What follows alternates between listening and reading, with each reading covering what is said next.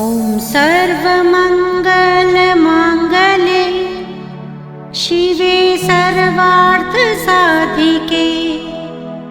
शरण्ये त्र्यम्बके गौरी नारायणी नमोऽस्तुते।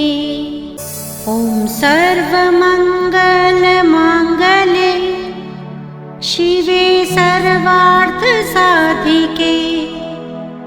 शरण्ये त्र्यम्बके गौरी नारायणी नमोऽस्तुते। ॐ सर्वमङ्गलमाङ्गल्ये शिवे सर्वार्थसाधिके शरण्ये त्र्यम्बके गौरी नारायणी नमोऽस्तुते। सबसे पहले इस धरा पर उन्होंने अपनी माँ को दर्शन दिया है। चाहे वो राम जन्म देख लीजिए, कृष्ण का जन्म देख लीजिए, सबसे पहले वो माँ के सामने आए। दशरथ जी को बाद में पता चला है, वासुदेव जी उसी कारागार में बंदी हैं, लेकिन दर्शन देवकी को सबसे पहले हुआ। और जानते भगवान ने क्या कहा? कहते क्या है मेरे भगवान, हे मैया 9 महीने जो आपने मुझे अपने गर्भ में रखा, उसकी जो तकलीफ आपने बर्दाश्त की, इसका ऋण भगवान को आदेश देने का अधिकार किसके पास है? तो माँ के पास है। कहती हैं कि जय शिशु लीला अति प्रिय शीला यह सुख परम अनुपम। और जैसे ही भगवान को उन्होंने आदेश दिया, मंच के सामने जरा सुनी वचन सुजाना रोदन ठाना हुई बालक सुर भूपा। माने एक ब्रह्मांड का नायक एक राजा का लड़का बन गया सिर्फ माँ के एक आदेश पर। कि जय शिशु लीला। माँ ने कहा, माँ के आदेश को तो भगवान भी नहीं टाल सके, भगवान भी नहीं टाल सके। कि जय शिशु लीला अति प्रिय शीला। माँ ने कह दिया यह सुख परम अनुपा। और भगवान भी कहे ठीक है।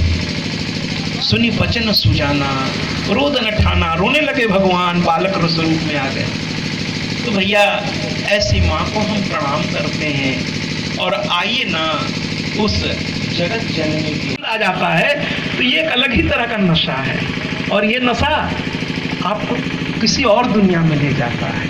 कहते ना, मुझे मेरी मस्ती कहाँ लेके आई, मुझे मेरी मस्ती कहाँ लेके आई, जहाँ तेरे सिवा कोई और नहीं, कोई और नहीं, सिर्फ इनके सिवा।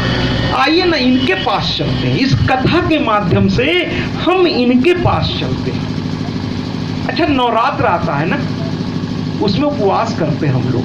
आज सुबह से प्राचार्य जी, शायद आपकी धर्मपत्नी भी और मैं, हमको कथा करनी थी, आपको कथा सुननी थी। हम लोग उपवास हैं। उपवास का तात्पर्य जानते क्या होता है? अगर उपवास को संधि विकसित कर देता आचार्य जी, तो उपधनवास। उप माने सबसे ऊंचा, सबसे ऊपर का स्थान। यानी सबसे ऊपर कौन? ब्रह्मांड की नायिका जगत जननी जगदम्बा। और वास माने इनके पास निवास। ये है उपवास। ये उपवास नहीं है कि केवल हम भूखे हैं और दिन भर हम दूसरों की चर्चा में लगे हुए हैं, हम इधर उधर के परपंच में लगे हैं। व्यापार करना कोई बुरी बात नहीं है, व्यापार से आपका घर चलता है, नाना प्रकार के व्यापार हैं। और व्रत रहकर आप घर नहीं बैठ सकते, लेकिन व्रत में 2-3 बातों का ध्यान रखें भैया, बातों का ध्यान रखें। एक तो व्रत के दौरान कोशिश करें जितना आवश्यक हो उतने ही कार्य को संपादित करें, क्योंकि कार्य में बहुत ज्यादा प्रवेश करने पर स्वाभाविक है कि हर कार्य की अपनी एक प्रकृति होती है, उस प्रकृति के अनुसार व्यवहार करना पड़ता है। और उसमें कुछ अगर कहीं अमर्यादित या कुछ भी ऐसी चीज है तो आपके व्रत को खंडित कर। तो थोड़ा व्रत के दौरान उतना ही लें जो अत्यावश्यक हो, और व्रत में अधिक से अधिक समय उस ईश्वर का चिंतन करें जिसका व्रत आप कर रहे हैं, तब तो उस व्रत की सार्थकता है। और अगर व्रत में आप, और एक चीज और भैया, साधना कहीं नहीं जाती, साधना कहीं मत, जैसे आप लोगों से कहते मत फिरिए आज मैं व्रत हूँ, आज मैं व्रत हूँ, आज मैं व्रत हूँ। भैया जितनी बार आप कह रहे हैं ना, आपका पुण्य खत्म हो रहा है। साधना चुपचाप करिए, साधना चुपचाप, बताइए नहीं किसी को, है ना। दिन भर आप ये मत कहिए। जैसे एक व्रत भी कई तरह के होते हैं। एक अजीब सा व्रत है तो बहुत प्यारा, बहुत दिव्य है, उसके बहुत सारे फल हैं। शुक्रवार का व्रत है ना, ऐसा तो हर व्रत का, चाहे वो सोमवार का हो, मंगल का हो, बुध का हो, हर अलग अलग व्रत होते हैं, अलग अलग दिनों, अलग अलग तिथियों में। मैं शुक्रवार का जिक्र इसलिए कर रहा हूँ कि उसमें खट्टा बन, माँ संतोषी की पूजा में खट्टा निषेध है। अब दिन भर आपका दिमाग उसी पे लगा हुआ है। जरा मैं समझाने की क्या कोशिश कर रहा हूँ, समझिएगा इस चीज कि दिन भर भैया कहीं पे आप गए, भैया इसमें खट्टा तो नहीं है, भैया खट्टा तो नहीं है, भैया खट्टा, आज हम व्रत हैं, खट्टा नहीं खाएंगे, खट्टा तो नहीं है, खट्टा तो नहीं, खट्टा। अरे भैया व्रत नहीं, सब खट्टा हो गया, सब खट्टा हो गया। व्रत कहाँ रहा, व्रत कहाँ रहा। या आप भी बार ये कहते फिर रहे हैं, भैया आज थोड़ा सा बस फलाहार लिया हो, सुबह से कुछ खाया नहीं हो, इतनी भयानक गर्मी है। एक बार कह दिया आपने, हो सकता परिस्थिति में कह दिया, वो ठीक है। लेकिन दिन भर अगर आप ये कह रहे हैं तो कुल मिलाकर के आइए माँ की कथा की ओर प्रवेश करें कि शौनकादि ऋषि बैठे हैं और सूत जी को उन्होंने हाथ जोड़ के कहा, बड़े भाग्य से आप आए हैं। अब इस कथा को आगे बढ़ाएं, इसके पहले मैंने कहा कि दो ही लोगों को मैं कथा प्रेमी, जो सबसे ऊंचे ऐसे तो सभी हैं जो यहाँ बैठे कथा प्रेमी नहीं होते तो यहाँ तक आते ही नहीं, सभी हैं। और भी बहुत लोग आएंगे, अगर माँ की कृपा से भाव उठेगा तो देखते हैं माँ क्या करने वाली है, वो माँ जाने। तो कहने का मतलब ये है कि मैं दो लोगों को बड़ा ही एक अलग रूप में देखता हूँ, कथा का प्रेम। मतलब पता ये शौनक ऋषि इतने ज्ञानी, लेकिन नीचे बैठ करके सूत जी से कहते हैं कथा सुना दीजिए मुझे। और दूसरी ओर हनुमान, जहां भी राम कथा होती है वो किसी न किसी रूप में आते हैं, ऐसा कहा गया है। उनको भी कथा, और केवल राम कथा नहीं भैया, ये भ्रम निकाल दीजिए, केवल राम कथा नहीं, वो कथा के इतने प्रेमी हैं कि चाहे वो राम कथा हो, चाहे वो कृष्ण कथा हो, या श्रीमद् देवी भागवत हो, माँ के पास भी तो उनका लंगूर रहता है। हनुमान जी किसी न किसी रूप में यहाँ भी विराजमान होंगे, इसमें कोई शंका नहीं है। और आपको कोई बात अच्छी लगे तो तालियां बजाइए, ये माँ का दरबार है। आपको जो अच्छा लग जाए, जो आपको मन को छू जाए, आप अकेले हो, 10 लोगों के साथ हो, 10,000 के साथ हो, अपने भाव में आइए। मैं तो कहता हूँ जब मंदिर जाइए तो मत देखिए कि आपके साथ कौन खड़ा है, अरे आप तो ये देखिए कि सामने ब्रह्मांड की मालिकिन खड़ी है, मैं उसके सामने खड़ा हूँ, बगल में कौन है, क्या लेना देना हमारा, क्या लेना देना। हम तो जो ब्रह्मांड की नायिका उस जगत जननी के सामने खड़े हैं, मुझे तो उससे मिलने के लिए इतनी दूर मैं आया हूँ, उसे निहारिए, जी भर के निहारिए। अभी एक गीत के माध्यम से हम लोगों ने सुना तो कि नाम है तेरा तारनहारा, और कहते हैं जिसकी प्रतिमा इतनी सुंदर वो खुद कितनी सुंदर होगी। कल्पना तो कीजिए, कल्पना तो कीजिए, क्यों ना हम तड़पे उस ब्रह्मांड की जननी से मिलने के लिए, क्यों ना तड़पे। अरे तड़पना है तो हम भौतिकवादी वस्तुओं के लिए क्यों तड़पते हैं जो नश्वर है भैया। कुछ लोगों से पूछिए, मैं कुछ कथाओं में जाता हूँ तो वहाँ कथा के बाद हमसे उस गांव के बड़े आदरणीय लोग मिलने आते रहते हैं, बड़ा आनंददायक माहौल रहता है। अब यहाँ का तो वहाँ पे बड़े लोग आते हैं। तो एक कथा में मैं गया था, मैं इस जगह का नाम नहीं बताऊंगा, व्यक्ति का नाम तो सवाल ही नहीं पैदा होता बताने का, लेकिन मैं उदाहरण दे रहा हूँ। एक कथा में मैं गया था तो वहाँ एक मैया आई, आते ही पैर पकड़ा उन्होंने और लगी रोने। मैं बड़ा आश्चर्य में पड़ गया। और भी बहुत सारे गांव के आदरणीय लोग बैठे थे उस गांव के, कोई ग्राम प्रधान था तो कोई कुछ था तो कोई कुछ था, और सभी बड़े आनंद के साथ चर्चा चल रही थी। कथा के बाद लोग बड़े प्रभावित हुए, कथा पंडाल में सुने, और उसके बाद जहाँ मैं ठहरा हुआ था वहाँ मुझसे मिलने आ गए। तो वो मैया सबके सामने रोने लगी।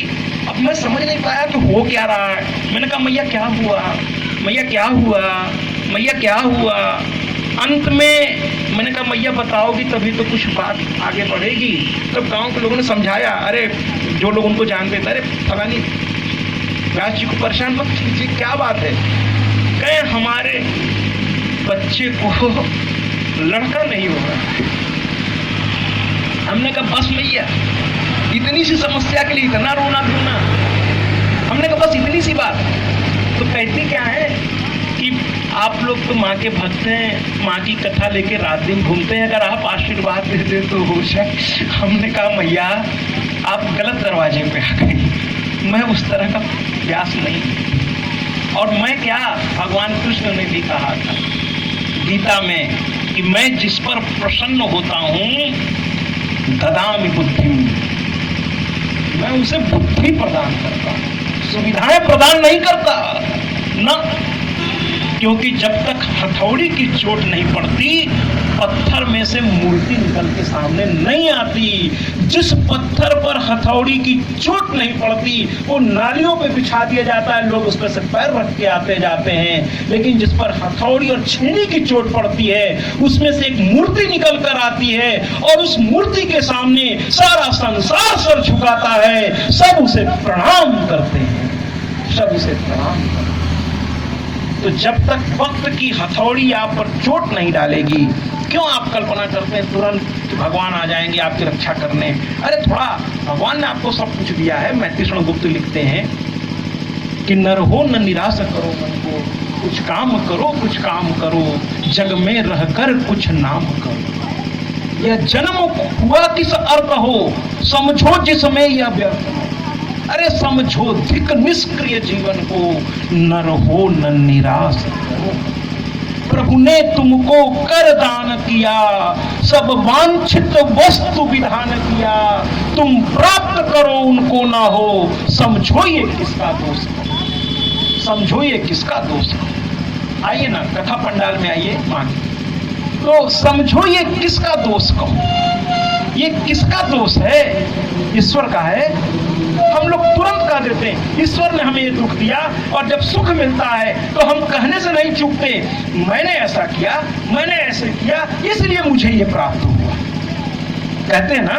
लेकिन दुख होता है तो कहते हैं भगवान की ऐसी मर्जी थी। अरे भगवान की मर्जी थी, ये आपके कर्मों का फल है। भगवान करता नहीं है, भगवान दृष्टा है, भगवान साक्षी है आपके हर कर्म का।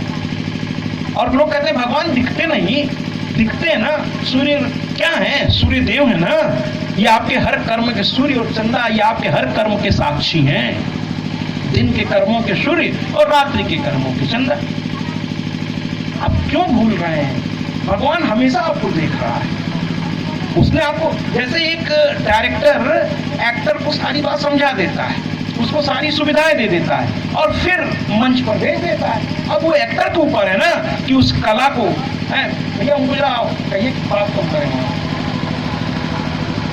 तो उस कला को वो कैसे प्रस्तुत करेगा, इस पर तो भगवान ने आपको सब कुछ दिया है, सब वांछित वस्तु विधान किए, तुम प्राप्त करो उनको ना हो, समझो ये किसका दोष हो। फिर हम भगवान को दोषी क्यों करें? नहीं करना चाहिए, नहीं करना चाहिए। हमेशा करिए, जब भी कुछ तकलीफ हो तो चिंतन करने बैठिए कि क्या वजह से ये हुआ। आपको निष्पक्ष होकर के धीरे धीरे आदत पड़ेगी, आपको समझ में आने लगेगा कि कहाँ आपसे गलती हुई, कहाँ आपसे गलती हुई। तो यहाँ पर शौनकादि ऋषियों ने निवेदन करना शुरू किया और कहना शुरू किया, हे सूर्य जी, शिव और सती का प्रसंग याद हो। शिव जी आए अगस्त्य ऋषि के पास, कथा सुनी। सती भी साथ में आई शिव जी के कहने पर, लेकिन सती जी के मन में थोड़ा और। अच्छा एक चीज बताएं, इसमें भैया सती जी का कोई दोष नहीं है। अरे वो जगत जननी है, उन्होंने खेल रचा। खेल क्या था कि जो हमारी आपकी सोच है ना, जो हमारी आपकी सोच है, जो हमारी आपकी सोच है, उस सोच को सती जी ने थोड़ा दर्शाया अपने तरीके से। हम लोग सोचते हैं ना नाना प्रकार की चीजें, तो वो सती जी ने एक उस समय समझ लीजिए कि उन्होंने हमारी सोच को अपने सोच के रूप में दी, वरना ब्रह्मांड की जननी उनको पता नहीं है क्या कि ये राम है? उनको पता नहीं है, उनको पता करना पड़ेगा क्या? अरे कहाँ आप लोग हैं? और बहुत जो व्याख्याकार हैं वो उस कथा को उस तरह से लेके चलते हैं, सती जी से गलती हो गई। अरे गलती नहीं हुई, सती जी ने, सीता जी ने, जितने भी ये चरित्र आए हैं ये गलती नहीं करते, ये हमको आपको बताते हैं कि हमसे आपसे इस तरह की गलती होती है और उसका परिणाम ये होगा। लक्ष्मण जी की बात न मानकर सीता का वो रेखा लांघना और सोने के मृग के प्रति उनकी जो लालसा, जगत जननी को ये लालसा होगी क्या? वो ये बताना चाहती है स्त्रियों को कि जब आप अपने पति से ज्यादा आप वस्तु को प्रधानता देंगी तो पति से आपको दूर होना पड़ जाएगा, बहुत तकलीफ होगी और रावण नाम का राक्षस आपको रात दिन प्रताड़ित करेगा। ये वो बताने के लिए लीला हुई। कथा सिर्फ कथा नहीं होती, उसके पीछे बहुत सारे सिंबल, प्रतीक होते हैं, प्रतीकात्मक है कथाएं, प्रतीकात्मक। तो ये बताया, इसी तरह सती जी ने बताया कि जब आप अपने पति की बात का अनादर करेंगे, पति ने पहला बात क्या कहा, आओ कथा सुनते हैं। सबसे पहले माता ने क्या कहा, सोचा मन में, अरे सारे कथावाचक तो सबसे हमारे घर में ही बैठे हैं, इनसे बड़ा कथावाचक कौन? यानी शंकर भगवान। आप देखिए अधिकतर कथाएं इसी परिवार में, शिव जी ने सुनाया है और परिवार में सुना है, माँ पार्वती ने सुना है अधिकतर कथाएं। तो सबसे बड़ा कथावाचक तो मेरा दिगंबर है वो तो, है ना?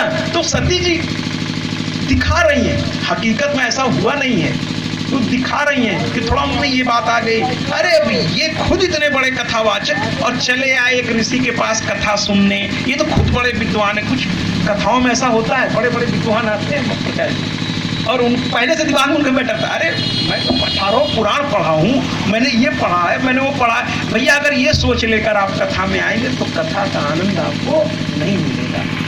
जब तक हम लोग शिक्षक रहे हैं, विद्यार्थी आप भी और हम भी, जब तक ब्लैक बोर्ड पूरी तरह से साफ नहीं होगा तब तक उस पर कुछ लिखा नहीं जा सकता।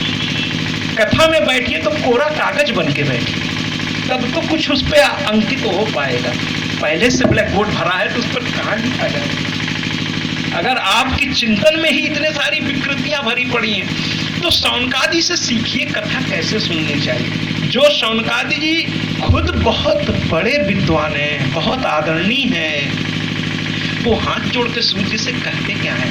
कहते हैं, हे सूर्य जी, मुझे कोई ऐसी कथा सुनाइए जिससे न केवल मुझे, इस कथा के माध्यम से पूरे संसार को, ऐसी कोई कथा जिसमें चारों चीजें एक साथ, चतुर्वर्ग प्रदायिनी, चारों चीजें एक साथ मिल जाएं, धर्म अर्थ काम मोक्ष, ऐसी कोई कथा। तो सूत जी हंस पड़े, कहे अच्छा ऐसी कथा सुननी है? कहे हाँ ऐसी कथा सुननी है। तो सूत जी ने कहा ठीक है, आइए मैं आपको श्रीमद् देवी भागवत सुनाता हूँ। श्रीमद् देवी भागवत। तो उन्होंने कहा अच्छा श्रीमद् देवी भागवत, तो कहते हैं कि श्रीमद् देवी भागवत ओम सर्वमंगल मांगल्ये शिवे सर्वार्थ साधिके शरण्ये त्र्यंबके गौरी नारायणी नमोस्तुते।